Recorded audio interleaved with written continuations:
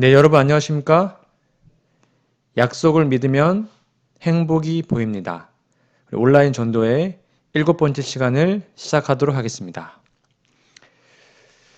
오늘은 죽음과 부활이라는 제목으로 아주 깊은 주제인데요.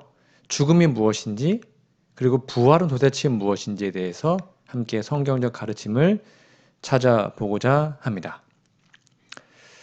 여러분 혹시 죽음에 대해서 생각해 본 적 있으시나요?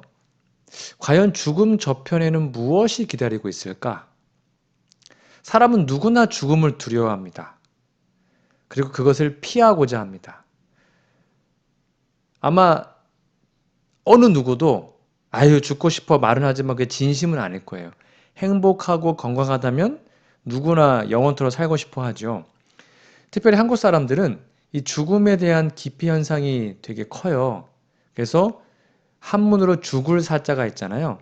그래서 죽을 사자와 숫자 4가 같다고 이렇게 말하는 소리가 같다고 그걸 좀 싫어합니다. 그래서 아마 여러분 아실 테지만 어떤 빌딩의 엘리베이터에는 아예 4층이 없어요. 1층, 2층, 3층 다음에 4를 F로 해놨습니다. 영어 for, F로 해놨습니다. 그리고 아예 어떤 호텔에는요, 104호, 204호 이렇게 4자로 끝나는 방도 없어요. 되게 웃기죠? 우리가 죽음을 피할 수는 없지만 죽음에 대해 생각하는 것은 유익합니다. 도대체 죽음이 무엇이며 죽음 후에는 무엇이 오는가? 우리가 죽음을 명확하게 알아야 우리가 어떻게 살지를 정할 수가 있거든요. 죽음의 본질을 알게 되면 두려움 없이 행복하게 이 땅에서 살 수가 있기 때문입니다. 미국의 리치몬드 외곽에 있는 어느 공원 묘지에는 이런 비문이 적힌 묘비가 있다고 합니다. 지나가는 친구여, 걸음을 멈추어라. 나도 한때는 그대와 같았노라. 그대도 언젠가는 나와 같이 되리라. 그대도 준비하라. 나를 따라오려거든. 무덤의 비석에 이게 이렇게 쓰여 있는 겁니다. 이 비문을 읽은 한 꼬마가 주머니에서 크레용을 꺼내더니 이렇게 덧붙였습니다. 아니, 어디로 갔는지 모르는데 어떻게 따라가나요? 예, 그렇습니다. 우리는 죽음을 경험해 본 적이 없기 때문에 죽음에 대해서 잘 모릅니다. 네, 이렇게 썼다고 합니다. 어디로 갔는지 모르는데 어떻게 따라가요? 여러분, 죽음 저편에는 무엇이 기다리고 있을까요? 성경은 유일하게 성경에만 이에 대해 명쾌한 대답을 주고 있습니다. 먼저 죽음을 이해하려면 사람이 어떻게 창조됐는지를 살펴봐야 하는데 이건 다 제가 이미 공부했었습니다. 잠깐 복습해드리면 창세기 2장 7절에 보면 여기 표해 보세요. 하나님께서 흙으로 사람을 만드시고요. 거기다가 생기를 흙 더하기 생명의 기운을 불어 넣으니까 사람이 생령이 되었습니다. 쉽게 설명하면 흙이 깜빡깜빡하고 있죠. 전구가 지금 깜빡깜빡합니다. 거기에 생기는 전류입니다. 전류가 좀 깜빡했죠. 빨간색이. 전류를 딱 하면 뭐가 될까요? 생령. 쉽게 말하면 불을 켠 전등이 되는 것입니다. 여기에 생명이라는 단어는 어려운 단어가 아닙니다. 그냥 살아있는 존재, living being 이라는 뜻입니다. 그리고 생기는 다른 것이 아니라 생명을 주는 하나님의 생명 에너지, 신적 에너지를 말합니다. 그래서 여기 생명, 산 존재, 사람 자체는 히브리 말로 네페쉬, 헬라어로는 푸시케라고 얘기하는데요. 그리고 이 생기라는 단어는 히브리 말로 루아흐, 헬라어로 푸뉴마라고 얘기합니다. 좀 어렵죠? 쉽게 말하면 생기는 하나님의 생명력을 의미합니다. 그래서 흙의 성분과 신체 구조, 여기 보십시오. 흙에도 산소, 우리 몸에도 산소가 있고요. 탄소, 수소, 질소 이렇게 우리의 몸의 거의 대부분의 성분들이 흙의 성분과 똑같아요. 그러니까 우리가 죽으면 흙으로 가는 게 이유가 우리가 흙에서부터 창조함을 받았기 때문입니다. 여기까지는 제가 이미 다 설명을 드렸습니다. 자, 그러면 흙 더하기 생기가 살아있는 존재인데 그럼 죽음은 무엇일까? 여기에 반대 개념이겠죠. 보세요. 살아있는 존재가 있습니다. 생명이 있어요. 우리가 거기에 생기를 빼면 뭐밖에 안 남죠? 흙밖에 안 남죠. 그러니까 불을 켠 등에서 전기를 내리면 전구가 꺼지잖아요. 그걸 말하는 겁니다. 즉 죽음이란 창조의 역순이에요. 하나님이 인간을 창조하실 때 흙으로 사람을 만드시고 코에 생기를 불어 넣으셨으니까 사람이 살아있는 존재가 됐죠. 그렇다면 죽음은 역순이니까 산 존재에서 생기가 빠지면 흙으로 돌아가는 거예요. 그래서 전도서 12장 7절에 이런 말씀이 있습니다. 흙은 여전히 땅으로 돌아가고 신은 그 주신 하나님께로 돌아가기 전에 기억하라. 여기에 신은 생명을 말하고 있습니다. 창세기 3장 19절에 이렇게 나와 있습니다. 내가 얼굴에 땀이 흘려야 식물을 먹고 피를 적은 흙으로 돌아가니 분명히 얘기하고 있죠. 그 속에서 네가 취함을 입었음이라. 너는 흙이니 흙으로 돌아갈 것이니라. 그러니까 우리의 삶 속에서 생명이 빠져나가면 우리는 흙이 되는 것입니다. 그것을 성경은 죽음이라고 얘기하죠. 여러분, 그러면 왜 우리는 죽음을 당하게 되었을까요? 우리 다 영원토록 살고 싶잖아요. 죽음의 원인이 무엇입니까? 죽음은 생명의 근원이신 하나님에 대한 불신으로 생겨났습니다. 여러분 많이 들어보셨죠? 아담과 하와 또는 아담과 이브라 그러죠. 인류의 첫 조상이 거짓의 아비인 사탄, 즉 뱀의 거짓말을 듣고 하나님의 말씀보다 그를 더 신뢰해서 속아서 선악과를 먹게 됐죠. 하나님의 말씀이 이렇게 나와 있습니다. 창세기 2장 17절 하나님의 말씀이에요. 선악을 알게 하는 나무의 실과는 먹지 말라. 내가 먹는 날에는 정녕 반드시 죽으리라. 이게 하나님의 말씀이었습니다. 그런데 사단은 아담과 하와를 속여서 아니야 결코 죽지 않을 거야 라고 거짓말을 했습니다. 그것이 창세기 3장 4절입니다. 이건 사단의 말이에요. 뱀이 여자에게 이르되 너희가 결코 죽지 아니하리라. 그래서 뱀의 말을 듣고 먹었던 아담과 하와는 모든 인류를 죽을 운명에 처하게 만드는 사람이 된 것이죠. 그런데 아담과 하와가 죽었습니까? 네, 죽었어요. 지금 살아있지 않잖아요. 그러니까 사단이 거짓말쟁이가 됐네요. 그러자 사탄이 다시 한번 속임수를 말합니다. 아니야. 아담과 하와는 몸은 죽었잖아. 근데 영혼은 죽지 않은 거야. 영혼은 살아있다니까? 이렇게 치명적인 오류가 담긴 또 다른 거짓말, 영혼 불멸설이 이때 시작되게 됩니다. 여러분, 죽음이 몰고 온 결과는 어떻게 되었을까요? 창세기 3장 16절에부터 말씀해 보면 또 여자에게 이르시되 내가 너에게 잉태하는 고통을 크게 더하리니 내가 수고하고 자식을 낳을 것이며 너는 남편을 사모하고 남편 너를 다스릴 것이니라 하시고 아담에게 이르시되 내가 내 아내의 말을 듣고 내가 너더러 먹지 말라 한 나무 실과를 먹었은즉 땅은 너로 인하여 저주를 받고 너는 종신토록 수고하여야 그 소산을 먹으리라. 너는 흙이니 흙으로 돌아갈 것이니라 하시니라. 결국 어떻게 됐습니까?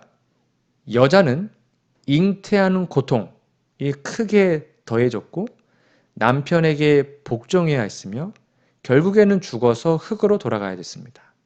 남자는요? 하루 종일 종신토록 땀 흘리고 수고하여야 겨우 먹을 것을 먹을 수 있었고 결국 죽으면 흙으로 돌아갔습니다. 즉 사탄의 주장과는 달리 아무도 죽지 않은 사람은 없어요. 즉 다 죽었습니다.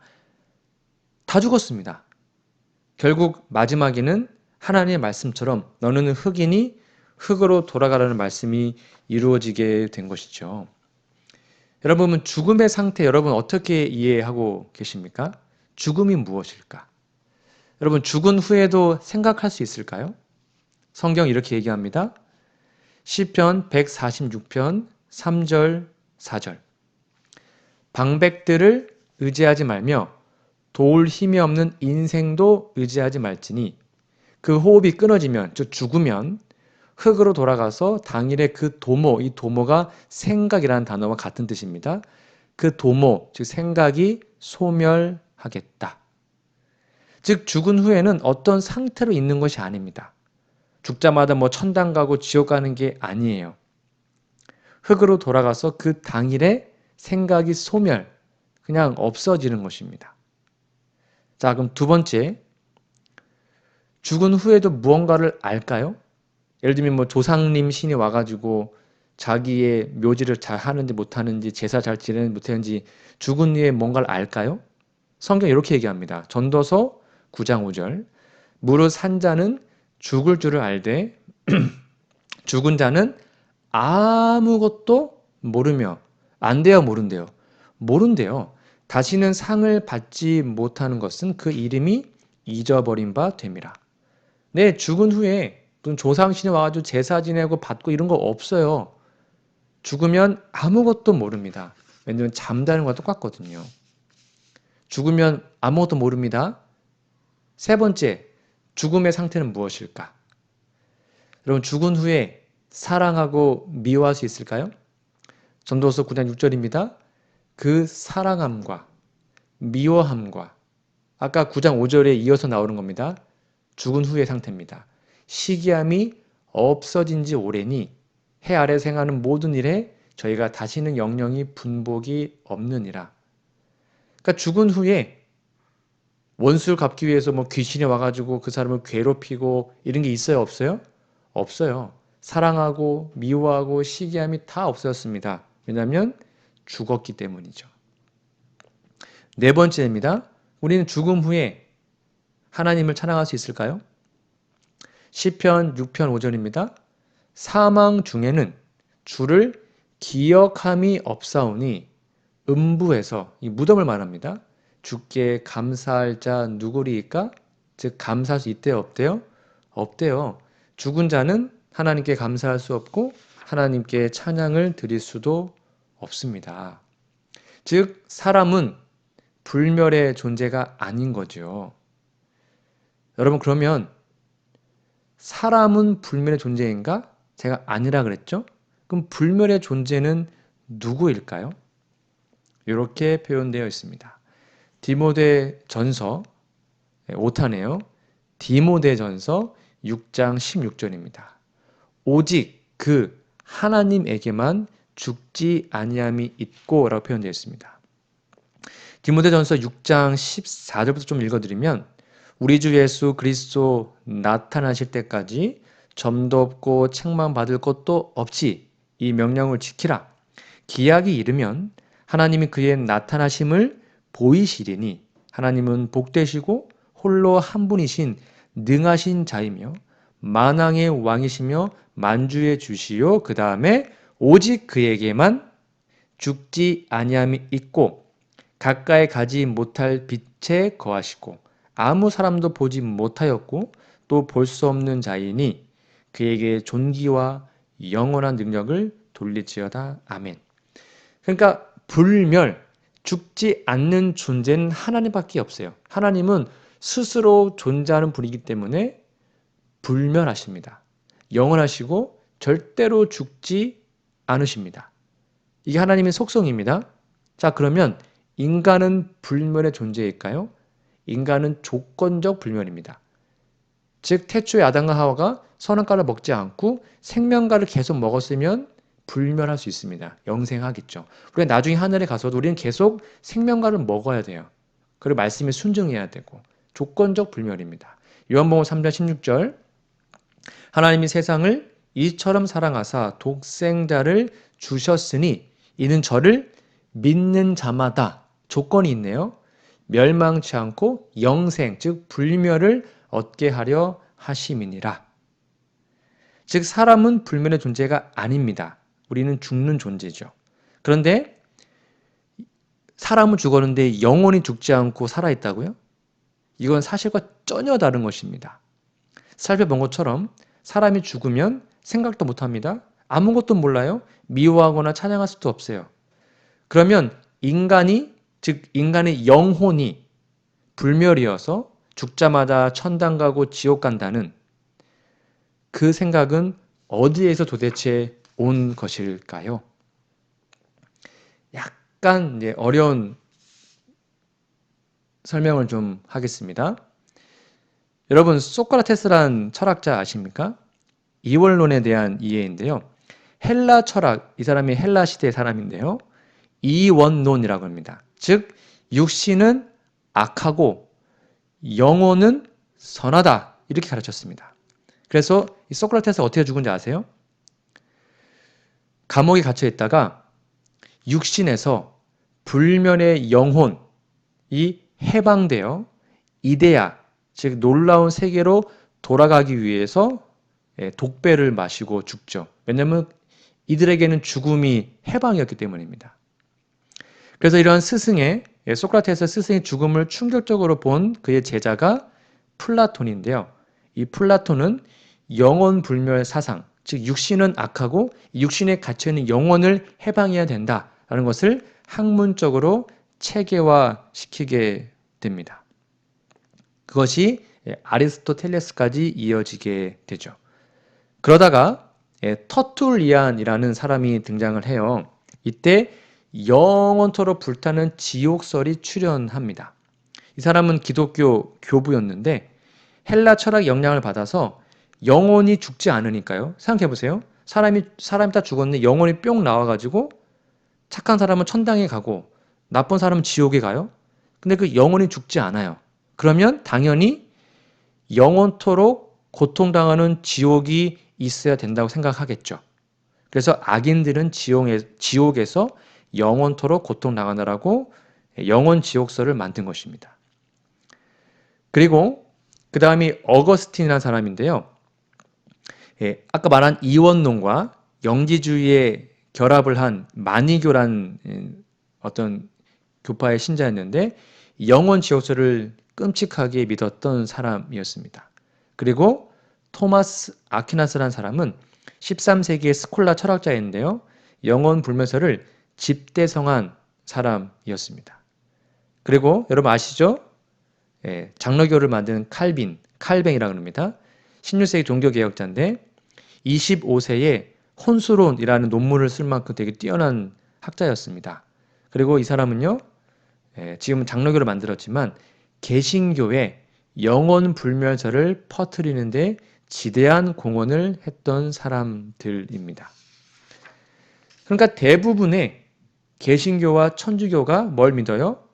영혼은 불멸한다. 사람이 죽으면 즉각적으로 천당 가고 지옥 간다. 착한 사람은 천당에서 영원토록 살고 나쁜 사람은 지옥에서 영원토록 불타고 고통당한다. 이렇게 믿고 있죠. 대부분의 개신교와 천주교. 근데 놀랍게도요. 일반인들도, 그러니까 교회 안 다니는 사람들도 영혼은 죽지 않는다라고 많이 믿고 있습니다. 자, 그러면 과연 영혼은 정말 죽지 않고 살아 있을까요? 성경적으로 확인해 봐야겠죠. 영혼이 죽지 않는다고 믿는 사람들이 많지만 그것의 성경의 가르침은 무엇일까요? 에스겔 18장 4절이 잘 보세요. 아비의 영혼이 내게 속함 같이 아들의 영혼도 내게 속하였나니, 잘 보십시오. 성경에 분명히 이야기합니다. 범죄하는 그 영혼이 뭐한대요? 죽는데요. 여기 이 영혼은 living being, 살아있는 존재를 말합니다. 범죄하는 그 영혼이 죽는다고 말합니다. 에스겔 18장 20절, 범죄하는 그 영혼은 뭐한대요? 죽을지라. 영혼이 불멸합니까? 아니요, 영혼은 죽습니다. 아들은 아비의 죄악을 담당치 아니할 것이요 아비는 아들의 죄악을 담당치 아니하리니. 왜요? 범죄하는 그 영혼이 죽기 때문입니다. 놀랍지 않습니까? 성경은 영원히 불멸하지 않는다라고 분명히 얘기하고 있습니다. 자, 그러면 이 영원 불멸 사상이 왜 위험한가? 이 영원 불멸은 그리스도의 재림과 부활 신앙과 대조됩니다. 저명한 신학자 오스카 쿨만이라는 분의 말을 좀 들어볼까요? 영원 불멸의 가르침은 성경의 두 가지 진리, 즉 부활의 신앙과 재림의 신앙과 조화되지 않는다. 신약에서 영원 불멸이냐, 죽은 자의 부활이냐 하는 질문에 대한 대답은 명확하다. 위대한 철학자인 소크라테스와 플라톤의 가르침은 결단코 신약의 가르침과 일치할 수 없다. 여러분 생각해 보세요. 사람이 죽자마자 하늘에 가는데, 즉 착한 의인들 다 하늘에 있습니다. 예수님이 재림할 필요가 있어요? 이미 다 하늘 가 있는데 재림 필요 없잖아요. 만약에 영원 불멸이 맞다면, 사람이 죽자마자 하늘에 간다면 부활할 필요가 있습니까? 이미 다 하늘에 가 있는데요. 왜 몸이 또 부활해야 되죠? 즉 영원 불멸과 부활 신앙, 영원 불멸과 재림은 상충되는 것입니다. 둘 중에 하나만 믿어야 되는 거예요. 죽은 자가 불멸이라면 왜 부활이 필요하겠습니까? 죽은 자가 이미 천당에 가 있다면 왜 부활이 필요하겠습니까? 앞뒤가 안 맞는 거죠. 근데 많은 교회에서 명확한 예수님의 재림과 몸의 부활을 믿지 않고 영원 불멸 사상을 믿고 있는 안타까운 현실을 보게 되는 것입니다. 자, 그러면 죽음에 대한 예수님의 견해는 무엇일까요? 예수님은 죽은 자의 상태에 대해서 무엇이라고 말씀하셨을까? 도대체 죽음이 무엇일까? 요한복음 11장 11절부터 볼까요? 이 말씀을 하신 후에 또 가라사대 우리 친구 나사로가 잠들었도다. 그러나 내가 깨우러 가노라. 제자들이 가로되 주여 잠들었으면 낫겠나이다 하더라. 예수는 그의 죽음을 가리켜 말씀하신 것이나 저희는 잠들어 쉬는 것을 가리켜 말씀하신 줄 생각하는지라. 이 예수께서 밝히 이르시되 나사로가 죽었느니라. 여러분 보세요. 같은 본문에서 나사로가 잠들었다와 나사로가 죽었다가 같은 의미죠. 그러니까 성경에서 죽음은 잠자는 것과 똑같습니다. 그러니까 여러분 우리는 매일매일 죽음을 경험하고 있어요. 여러분 잠잘 때 시간이 얼마 동안 간지 느껴지십니까? 그냥 밤에 눈 감았다가 눈 뜨면 아침이잖아요. 시간 개념도 없고 옆에 누가 뭘 하는지 전혀 모르죠. 그게 죽음이라고요. 그러니까 우리가 예수님을 영접하고 딱 죽어서 눈을 딱 감으면 느낌상 눈을 감았다 뜨면 예수님의 재림인 거예요. 1000년 지나도 10,000년 지나도 전혀 시간적 개념을 느낄 수가 없어요. 그게 바로 죽음의 의미입니다. 죽은 자는 잠자는 것과 똑같습니다. 여러분 밤에 잠을 잡니다. 잠을 잘 때 막 두려워서 잠 못 자는 분 계십니까? 그냥 편안하게 잠에 들죠. 왜요? 당연히 그 다음날 깨어날 걸 믿기 때문이죠. 마찬가지예요. 죽음은 잠이기 때문에 우리가 죽잖아요. 그럼 죽음이 끝이 아니에요. 반드시 마치 그 다음날 아침에 깨어나듯이 사람은 부활하게 되어 있는 것입니다. 만약에 여러분 부활이 없다면 기독교의 진리가 뭐가 소용이 있겠습니까? 부활이 없다면 죽은 자들의 운명은 어떻게 될까요? 고린도전서 15장 16절입니다. 만일 죽은 자가 다시 사는 것이 없으면 그리스도도 다시 사신 것이 없었을 터이요. 그리스도께서 다시 사신 것이 없으면 너희의 믿음도 헛되고 너희가 여전히 죄 가운데 있을 것이요. 또한 그리스도 안에서 잠자는 자도 망하였으리니 라고 얘기합니다. 그러니까 부활이 없으면 죽은 자는 결코 다시 살 수가 없겠죠. 그러니까 죽음은 잠인 거예요. 잠자면 시간관념 모르고 옆에 뭐 하는지 아무것도 몰라요. 마치 죽으면 아무것도 모릅니다. 대신 잠을 자면 그 다음날 아침에 깨어나죠. 마찬가지로 우리가 죽으면 반드시 부활을 당해서 깨어난다는 것입니다. 이게 죽음의 의미예요. 자, 그러면 부활에는 도대체 몇 가지의 종류가 있을까요? 성경 이렇게 얘기합니다. 요한복음 5장 28절. 이를 기이히 여기지 말라. 무덤 속에 있는 자가 다 그의 음성을 들을 때가 오나니 선한 일을 행한 자는 생명의 부활로, 악한 일을 행한 자는 심판의 부활로 나오리라. 여기 보니까 부활의 종류가 두 가지가 있습니다. 쉽게 말하면 저는 예수님 안 믿어가지고 부활 안 합니다, 이런 거 없어요. 우리가 예수님을 믿건 안 믿건 상관없이 모든 죽었던 사람은 한 번은 부활합니다. 반드시 부활합니다. 내 의지와 상관없이. 근데 그 부활의 종류가 다른 거예요. 누구는 생명의 부활, 즉 선한 일을 해서 구원을 받는 것이죠. 또 다른 어떤 누구는 심판의 부활, 악한 일을 했기 때문에 다시 부활해서 심판을 받는 것입니다.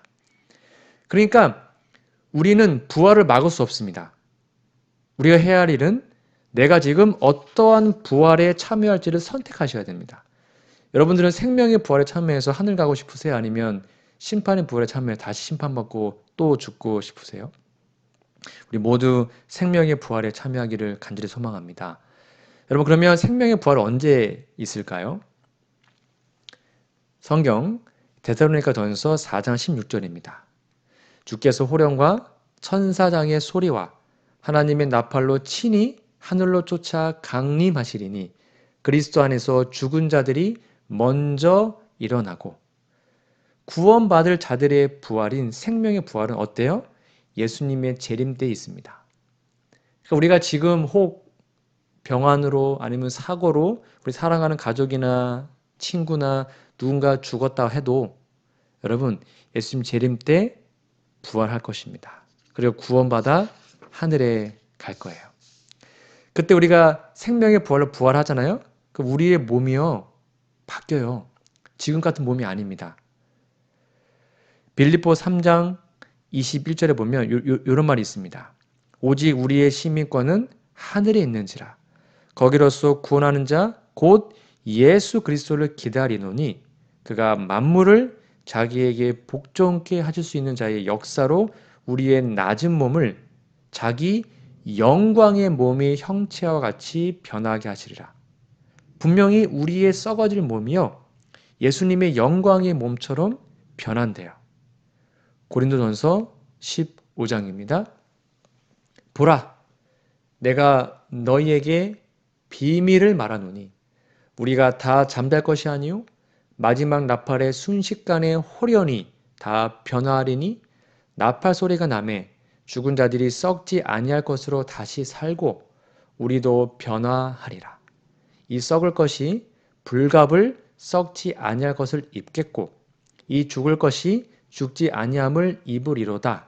이 썩을 것이 썩지 아니함을 입고 이 죽을 것이 죽지 아니함을 입을 때에는 사망이 이김에 삼킨 바 되리라고 기록된 말씀이 응하리라. 놀랍지 않습니까? 우리가 생명의 부활을 경험하게 되면 죄의 흔적은 다 사라집니다.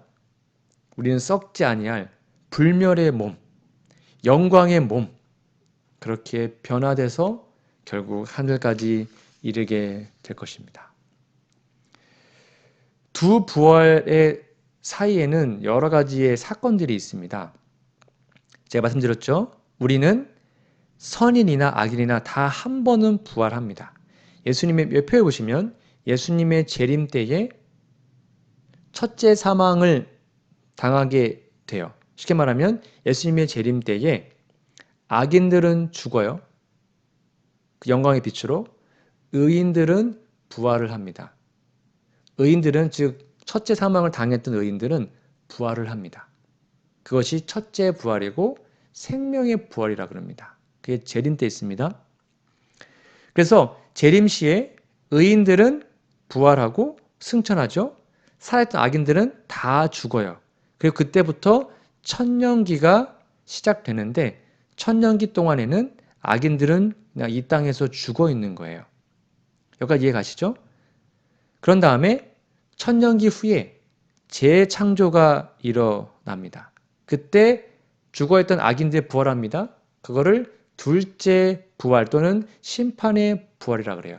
그래서 왜 자신들이 멸망당했는지를 하나님 앞에 다시 심판을 받고 둘째 사망, 즉 존재 자체가 사라지는 영원한 사망을 당하게 되므로 그의 인생이 끝나게 되죠.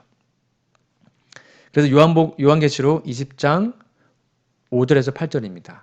그 나머지 죽은 자들은 그 천년이 차기까지 살지 못하더라. 천년이 참에 사단이 그 옥에서 놓여 나와서 땅의 사방 백성 곧 곡과 마곡을 미혹하고 모아 싸움을 붙이리니 그 수가 바다물에 같으리라. 그러나 결국 유황불이 내려서 모든 악인들이 다 둘째 사망을 당하게 될 것입니다. 그러므로 우리의 유일한 희망은 부활에 있습니다. 예수께서 가라사대 나는 부활이요 생명이니 나를 믿는 자는 죽어도 살겠고 무릇 살아서 나를 믿는 자는 영원히 죽지 아니하리니 이것을 내가 믿느냐? 여러분, 예수님이 부활이시고 생명이고 예수님을 믿으면 영원토록 죽지 않고 살 수 있다는 사실을 믿으십니까? 그걸 믿으시면 여러분은 구원을 얻게 될 것입니다. 마지막으로 한 이야기를 들려드리고 오늘 말씀을 마치도록 하겠습니다. 여러분, 카타콤이라는 곳 아십니까? 예수님이 부활 승천하신 다음에 초대교회 때 교인들이 로마의 박해를 많이 받았잖아요. 그래서 기독교인들이 지하 땅굴을 파서 지하 묘소로 피신했습니다. 그곳이 카타콤이라고 합니다. 하루 종일 평생 동안 햇빛도 못 보고 땅속에 살았으니까 그들의 평균 수명은 40세가 못 되었다고 합니다. 평생 햇빛도 보기 어려운 흑암 속의 삶이었지만 그들은 찬란한 부활의 아침을 고대하며 믿음을 지켰습니다. 그들의 사랑하는 가족이 죽으면 지하 묘소, 곧 그들의 거처에 뉘었대요. 이미 그곳에는 수많은 이방인들의 시신이 안치되어 있었습니다. 근데 이렇게 적혀 있었다고 합니다. 이방인들의 무덤에는 영원히 안녕이라고 적혀 있었대요. 왜요? 그들은 하나님을 믿지 않았기 때문에 죽음의 인생이 끝난 사람이었어요. 그래서 영원히 안녕이라고 비문에 적혀 있었답니다. 그런데 놀랍게도 그리스도인들이 죽었을 때는 그 무덤의 비문에다가 다시 만날 때까지 안녕. 왜요? 죽음이 끝이 아니라 다시 부활해서 영생의 새로운 시작을 살 것을 믿었기 때문이죠. 부활을 믿었던 이들의 고인을 위한 마지막 인사말은 불신자들과 얼마나 크게 달랐습니까?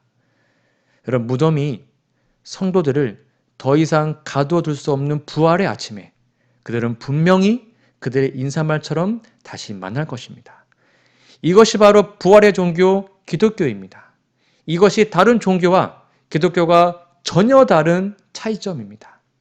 우리에게는 이와 같은 소망이 있습니다. 얼마나 감사합니까? 예수님 안에서 영생을 발견한 사람에게는 죽음은 잠에 불과함을 기억하시고 죽어도 무의식 상태로 있다가 언젠가는 깨어나서 예수님의 재림 때에 깨어나서 결국 변화되어 하늘에 갈 것을 믿으시기 바랍니다.